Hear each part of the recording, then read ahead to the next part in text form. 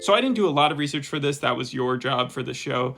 But 2 articles that I saw that came out in the New York Times right beforehand. One was called, How About We Just Don't Watch Game of Thrones, the prequel? And then also George R.R. Martin is finally getting the show he wanted. Yeah, so I read that one. You read both of them? I read the last one. Okay, well, the first one was interesting because I didn't necessarily disagree with what they were saying. They stated that the trailer for this new one didn't look that good. The wigs looked bad. The acting didn't seem like it was going to be showing us anything that we hadn't seen before. And the last seasons of Game of Thrones were so messy as it is. What hope do we really have going into a new series about the same stuff? Yeah, I agree with that. I understand that. It also, though, was like a triggering title, so I can see why the producers would not want to see something like that written in the New York Times right before their series came out.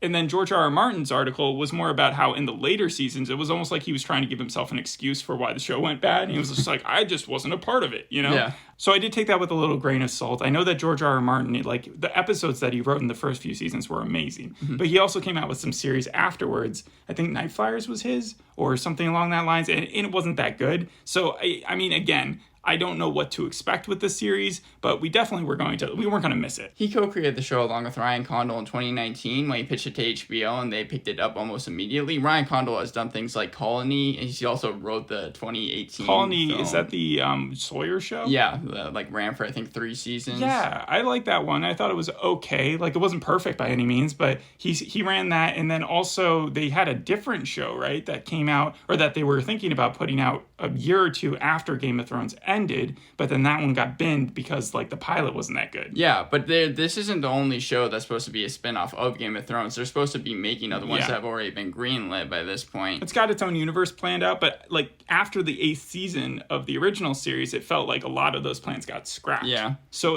I thought this was supposed to be like the reboot. This is supposed to be this sell or die. Like, it's either people buy into this or it's gone. I think that's why HBO has put in so much money just to try and make this their big like release. I think it was like $200 million that they put in, and $30 million just for the pilot. And I know that like with every single scene that took 12 hours to shoot, they only shot a scene a day. Yeah, I'm really tired of hearing about productions. That was all they did in the last couple seasons, was like the cast would come out and talk about how great their production value was, and then the show would come out and it would kind of suck. So I just kind of want to either jump into the plot, unless you have something else you want to do. I want to say very fast that the first episode was directed by Miguel Sapochnik. He was the same one that directed Battle of the Bastards. Oh, good director. So, yeah. Okay, so they actually got someone from the 5th season? Was that Battle of the Bastards? 6th season. Oh, 6th season. Okay. That was when it kind of veered off. Anyways, but like I know that episode, that was a well-known episode. That was the one where Ramsay dies. Yes, okay.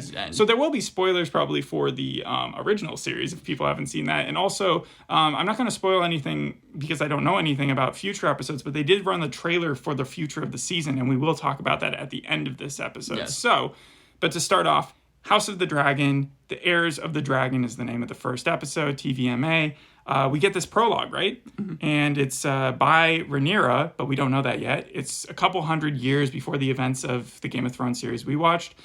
King of the Seven Kingdoms is Jaehaerys Targaryen, and he's old, and he's sick. And instead of having the prototypical passing of the crown, he decides to call together the council to announce his successor. Part of the reason because he knows that there's going to be this contested thing happening unless he does this. So there's 14 applicants, but really it's between Princess Rhaenys and Prince Viserys, right? Mm-hmm. And Prince Viserys wins, and that's the end of the story. All right, that's the end of the prologue, and Princess Rhaenys is forever known as the queen who should have been. Yes. 9 years later, we meet Rhaenyra Targaryen. She's feisty. She's the smart daughter of Viserys, really his only kid.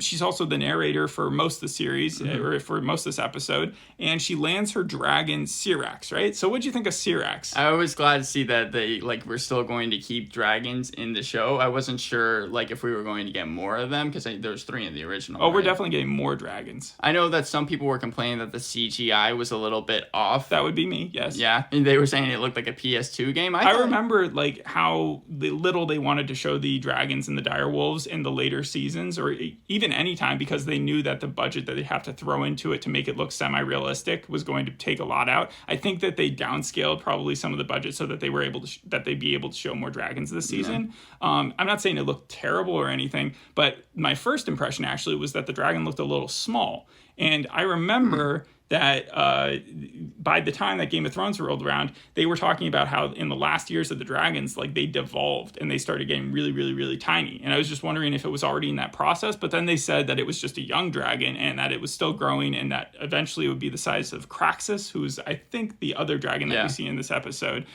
So maybe not that it's shrinking, maybe that it was just a young dragon. And then we meet Alicent, who is the main handmaiden of Rhaenyra, and she's near her carriage and she's ushering her to the Red Keep, which is in the middle of King's Landing. It's the place where the kings live. A lot of terminology that you remember from Game of Thrones, and I'm sure they threw in stuff like that on purpose. Made it very nostalgic, yeah. We also hear things like Valyrian steel throughout. We hear Dracarys. We hear like just main terms that we know. Not really nostalgic yet though, because like it's only been a few years since the show was off air, so it kind of feels like a really long time since the last season. What I liked about it was the fact that even though there were references to the original, it wasn't overfilled with them. Like so many times when we get like a spin-off series or a sequel series, like even I'll just pick like iCarly where they came back after so many years, or Punky Brewster or anything like that, it's like they just try to almost make it entirely one big reference. And it's like here, no, I felt like they were actually trying to tell a story. I think they could have done less though. I mean, like you're talking about how it wasn't overbearing, and I agree it wasn't overbearing, but they did do a lot. And especially when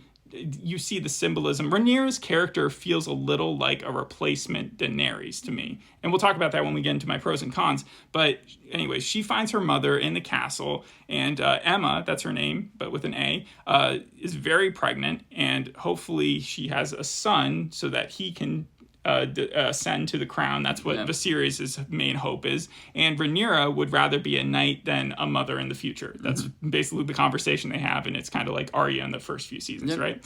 And so then King Viserys is in with his council. He's got his hand there. He's got Lord Corlys, who is Princess Rhaena's, from the first scene, her husband. And they're all talking about these threats to the kingdom, specifically something called the Triarchy, which I'm sure we'll hear more about. And this guy named the Crab Feeder, who I'm pretty sure, because they said that's how he tortures people, that we're going to see someone eaten by a crab by the end of this. So Rhaenyra is the cup filler. She goes in and she just fills people's wine cups. And Daemon then shows up in the next scene because nothing really happens after that. He is Viserys' brother, and he's in town for the birth of his nephew. He's played by Matt Smith. He's cocky, he's belligerent, but ultimately he's faithful to his family. Yes, but he's Ramsay Bolton. He is another Ramsay Bolton. No, because Ramsay killed his father. Ramsay killed his father, but if you remember prior to the 6th season, he always was trying to impress his father. Yeah, but that doesn't... I don't think that Daemon is going to... I think that he feels betrayed by the end of the episode, but I don't think that he goes out of his way. Like he's... But he's an antagonist, you agree, I don't know. I don't know about that yet. I don't know if Otto is more an antagonist, because I believed Daemon at the end when he said the hand of the king is actually worse for him. Like, I would have been a better hand for the king, is what he said. Does that make sense? Yeah, but still, the first thing we see is him torturing people in King's Landing. Well, that's actually the second thing we see, right? Yeah. First thing we see is he's on the throne. Well, yeah, he hangs out with Rhaenyra for a little bit, and then he goes with the Kingsguard to beat up and maim and dismember a bunch of criminals, because at first I was like, well, he's just making a point by killing people on the street. No, he's cutting off hands and dicks and heads, basically befitting the crime. So if you steal something, you get your hand cut off, and if you rape someone, you get your cock cut off, and if you kill someone, you just get your head cut off, right? It's pretty simple. But by the end of it, he's made a name for himself. He gets called back to the castle, and that's where he kind of gets slapped on the wrist. But Viserys is actually pretty cool-headed about it. He's like, yeah, it's my brother. He's going to do stuff like that. But in the end, he's doing it for the right reason, and it'll probably help. Like, it was a strategic move. And so what surprised me so much was that after the prologue, they made such a big deal about how it should have gone to the princess, right? Right, yeah. And because it's a patriarch, it decided to go to Viserys. And they kind of cast Viserys to look like a doofus. Like, he looks really dumb with the wig on, and he just... So his countenance made me think, oh, God, this guy's going to be horrible at king. But he's not. No. Like, honestly, he makes some decisions that aren't even really questionable. Even when his wife is in labor, and it seems like they don't know what to do, and he's really offered whether or not to save the son or to let them both die. Obviously, he's going to opt to try to save his kid. But plenty of people said online, and I am definitely part of the majority, where they said that scene was hard to watch. And I am going to go even farther and say that that's the scene that defines this show. Like, I feel like that scene's for the going pilot. to become... Well, I also feel like that scene's going to become just famous in the future if this show, like, goes plenty of seasons. It'll be memorable, but I think that's the point of it. We'll get more into that when we talk about pros and cons. Mm-hmm. So at the same time that she's having the baby, there's this tourney going on, right? Mm-hmm. This tournament where it's like Spartacus style. You've got a big arena. It's jousting, and Damon, right? He is riding on one of these horses, and he's like one of the better jousters. When I was seeing the jousting going on, I was like, is it going to be actual swords? Like, are people going to die? And then I was like, oh no. Okay. Jousting doesn't use swords. It uses those like wood things that break apart. We saw it in Game of Thrones, but just on a smaller scale. Like, the audience was it was just like kind of the royal audience, while this is just like the full crowd of like thousands upon thousands of people. And it was in the first episode, right? Like, jousting was in the first episode. I don't remember. It was in the first few episodes. I just remember Littlefinger talking to Sansa, right? Isn't that when he does that? And so here we have everybody watching, and before the king is called away, Daemon points to Otto's kid, the hand of the king's kid, and says, that's the person I want to joust with first. And then I think he's going to kill him. Like, at first I'm like, oh man, me too. Like, he's going to just like murder this guy after Otto's wife had just died. So that he's like really trying to rub it in. So I didn't know like how bad this was going to get. Instead, he just like hurts him. He doesn't even cripple him, but like he throws his jousting stick right in front of the horse in a very risky move. But that causes Otto's kid to lose. And then Daemon keeps on moving forward. The other winner of the entire tournament is like Sir Creston Cole, and he's sort of an anonymous figure until we learn that he's Dornish at the end. And so it ends up being Daemon and Creston Cole facing off, and that's when they start intersplicing the stuff that's going on in the bedchambers with Emma with Emma being surrounded by her handmaidens and having people like cut into her and stuff. And that was really gross and grotesque and disturbing on so many levels. But I like the tournament stuff. So like Daemon and Creston Cole, like they joust for a few rounds, and then they fall off their horses and they start going at it on the ground basically. Right. And that's after there's already been a breakout of like people just killing each other for random, like, I don't know, it's just a weird place to live. I remember like when they were having the wedding scene in the first episode with Daenerys, like there were people that were killing each other and just like going crazy there as well. But wasn't that the Dothraki? That was like was like the horse people, the people who like they seemed a little less civilized. Someone did point out, they were like, is this really the best way to be honoring the king's new son or something like that? But so Sir Creston Cole ends up getting the edge on Daemon after the back and forth, and he makes him concede. And Daemon, you can tell, just doesn't want to. He wants to, even in the most underhanded way, he wants to win, but he lets it go. That's why I think Matt Smith's acting here is actually pretty good. And so then Viserys, we're seeing him struggle with this decision, and once Emma has died and her baby has been pulled out of her, the baby's crying, so we think everything turned out the way it was said it would. And then the next scene, we see the funeral where Rhaenyra and everybody are on the hill, and they're basically doing the funeral process, and she says Dracarys, and the dragon burns the body, but it's also burning the kid's body, who's also been wrapped up, because we learned that the kid had died as well. Lived one day. So like all that torture that Emma had been put through at the end, like Viserys has to feel real guilty about that. And we see that echoed in some of the decisions he makes later. Otto tries to take advantage of it in a way by sending his daughter, who we learn then is actually Alicent, to the king's chambers to kind of like relieve him, but not in anything. I don't think it was a sexual way, but I think it paved the road for like later on that she might. He said, wear some of your mother's dresses. Yes, no, I think Otto was like hoping that it would work out, but I think that like the series, he seemed like he was too stressed and too much in like pain to want to act on that. But he did respect that she came in and did like that she was there. It's just weird because of the age difference, you know. But then we get another scene with Daemon where he's overhearing Viserys and the council kind of talk about him, where they're all wanting to be like, well, now that your wife and your future heir has passed away, we want to change the order of the lineage to the crown. Like, we don't want it to go to Daemon if perhaps you die or something like that. And he's like, I don't want to talk about this. And Daemon would be fine. And then Daemon's like, he's still kind of insulted by that. So he goes to the brothel and he kind of makes a statement that the son was only the heir for the day. And that really gets back to Viserys, and Viserys basically fires Daemon from having the job of being the next in line. Yeah. And then he gives it to his daughter. And then he tells his daughter when he calls her there, and they have this nice scene in front of the giant dragon Which I think, skull. Which I think, if I'm correct, is the first scene that they shot in the show. Oh, okay. Or at least the first scene that Millie Alcock, the young Princess Rhaenyra. Yeah, it seems significant. Not only that, because he also told her some secrets, like there's a winter coming. Mm-hmm. And even though the dream about having a son turned out to be fake, or at least fake for now, he's still very much believing in the fact that there's like this winter that's going to arrive in the future, and there's going to be this battle called the Song of Ice and Fire, which is what we kind of watched in Game of Thrones. Also, Rhaenyra said something kind of interesting in the scene. She says the only thing that separates us from the rest of society is the fact that we have these dragons that we are friends with. But at the same time, don't all Targaryens have the ability to like not hurt when they put fire on themselves? Like they're not flammable. I know. Was that shown in the first season or something? That's Daenerys was constantly walking in and out of fires. Like she's clearly unable to be hurt by fire. That's the whole idea of why the guy's head was like gold cloaked or whatever is in the because 6th episode. They want to know whether or not he's actually true to be Targaryen.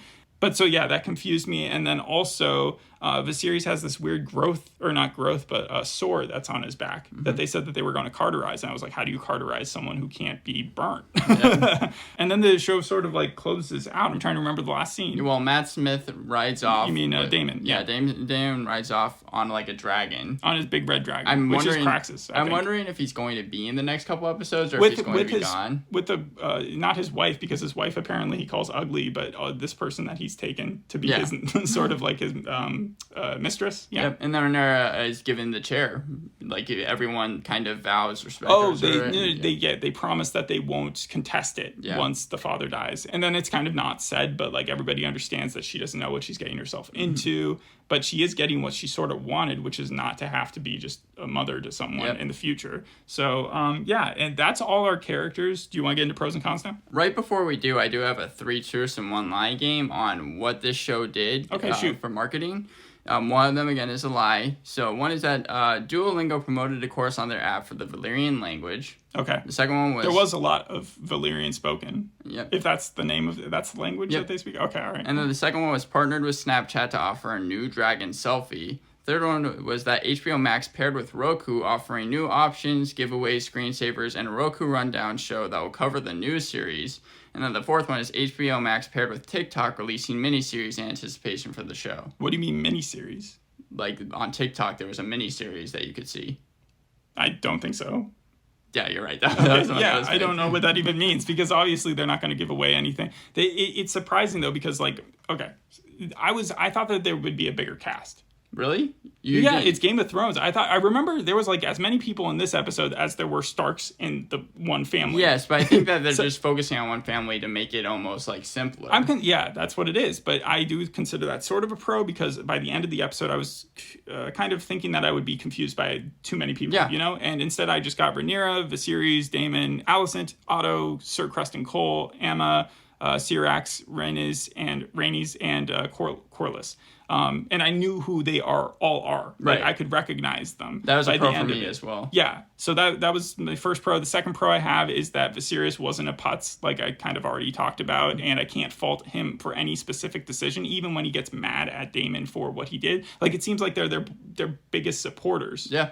Like, as opposed to the Jaime Tyrion kind of rivalry in the first few seasons, this was more like the Starks when they were friends, like Robb and what's John and the rest of them. Yeah. And then there was a cool replica in his room that I kind of want to point out. Oh yeah. That was just so big, and so that I think that was a callback to the intro of Game of Thrones. Yeah, that was my first negative though, is that there is no opening credits in this show. It just felt like there was a flashing 3-headed dragon seal that we saw for like a second, but like such a big part of the Game of Thrones original series was that opening that was so. Obviously that's why they didn't want to do it, is they didn't want to draw comparison to it, but at the same time doing nothing feels like it's also kind of ignoring it.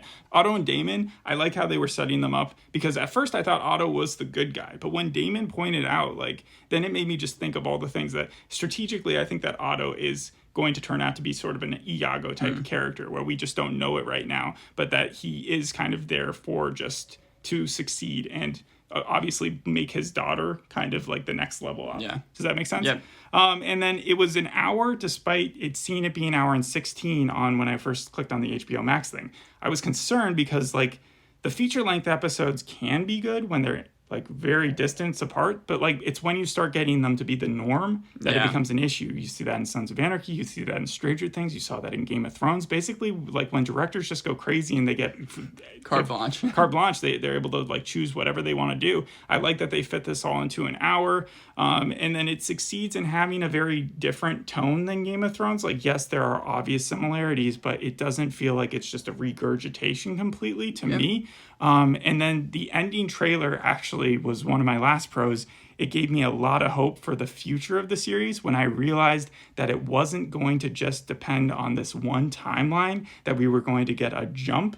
Also, it made me realize I wasn't crazy because I was sure that I saw Olivia Cook in this series. And when I saw Alicent and I was like, you can't be the girl that I confused with her. And then at the end, I see that's Alicent, but older Alicent. I was like, that makes so much more sense. And I can't wait to see it because Alicent and Rhaenyra are friends in this episode. But I can tell, and it's pretty obvious, that in the future, there's going to be some definite angst between the two of them because it might be that she becomes her stepmother in a way. And also she might try to get into the crown. And I don't know who I'll root for because right now I would be rooting for Rhaenyra, but Olivia Cook's a good actress. I'd probably be rooting for her. And then the last pro I'll have is that they mentioned that Nymeria, the princess, had like hatched an actual dragon egg. And I think that was also a callback to when Daenerys actually hatched a dragon out of her body. Yes. Okay. I would say that also the fact that like when it comes to cinematography or lighting or even like sound mixing or anything like that, it was good in this show. It was good in Game of Thrones throughout, but here there's obviously been some work. There were very few Starbucks cups in this episode.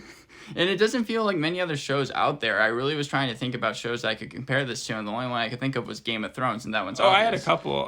The Dark Crystal, there was Spartacus, and then there was the Gilded Age, all for different reasons. Spartacus because of the tournament. I said, again, that felt very Spartacus-y. The Dark Crystal, because we got more drone shots than in the original here. Like, we got to see a lot more of King's Landing, and the way that they did it almost reminded me of the way that we see Dark Crystal when they showed the kingdom there. Yeah. And then the last was the Gilded Age, because, it gets a little fancy, and like that's kind of, I don't know, the vibe just for a few minutes felt like that. Ryan Condal, the co-creator, said this was Succession with dragons. So I think he's giving himself a little bit too much credit there. Okay, yeah, so going to your cons? Okay, my cons. All right, so the no opening credits was a con to me. Rhaenyra, right or wrong, feels like a replacement Daenerys, and considering how universally panned they were, like Game of Thrones was, when it vilified her character, I think they're going to jump through a lot of hoops to make sure that Rhaenyra never does become, that she's going to be like the plain out hero, kind of the Jon Snowish hero. And I see that as a problem because it's like in Game of Thrones, anyone could die at any time, at least in the first couple seasons. There was no plot armor. It seemed like surprises were having left. It didn't feel like there's going to be a lot of surprises here. Like, that also brings me to the reveals in this episode. Well, I want to talk about what you were just talking about. Yes, go ahead. I did like in Game of Thrones the fact that Daenerys, because like you were saying, it was predictable. I did like how she didn't end up getting the throne, but I just didn't like the way that they went about going. I don't want to debate whether or not we like the ending of Game of Thrones. I wasn't defending the ending. I was just saying I didn't like how Daenerys got it because it seemed like that's the way that it was going for a couple seasons. But you'd agree that in the first few seasons, like part of the thing that made Game of Thrones so great is that it surprised you so well, and that it made you like it hurt you because like you would be attached to these characters. And this, it felt like I was like, I'm waiting for that big surprise moment that they need in this to like really. The first episode had Bran fall out the window, right? Yes. That was huge. In this, it was like, okay, we find out that Alicent is Otto's daughter. Surprise. We find out that Viserys' baby died. That was a surprise of sorts, but it was like not really out of the realm of possibility that you could guess. And then that his warning was a dream. That's also like, okay, his warning was the future that we already know. That's kind of a surprise. The biggest surprise was that the dragons smell. I don't remember Game of Thrones ever talking about how the dragons smell bad, but apparently everybody recognized when Rhaenyra was riding one because of the stench that it left. And then I knew that the mom would die. I feel like that was supposed to be a surprise, but it felt pretty obvious given her first scenes, her introduction. But I was surprised by how she died. Like, that was a gruesome ending for her, which we've already talked about. But in the end, it just feels very dull compared to what you're going to compare it to, right? Yeah. And then there were bad wigs, but I mean, that's what the New York Times article talked about. But it's something about having to give everybody the same silver hair, which I think makes it look a lot more dress-up-y than it did in the original Game of Thrones, where people could actually just have their regular hair. And then there were more dragons, so that's a pro. There was more drone shots of King's Landing, also a pro, and of Harrenhal, which was the place we saw at the very beginning. But it had more CGI because of that. So that's why it's ultimately a con to me. And She-Hulk was one thing, because obviously that series is depending on making the two main characters very computer generated and animated and stuff. But it's a little different, and I would think that the budget would be higher for this.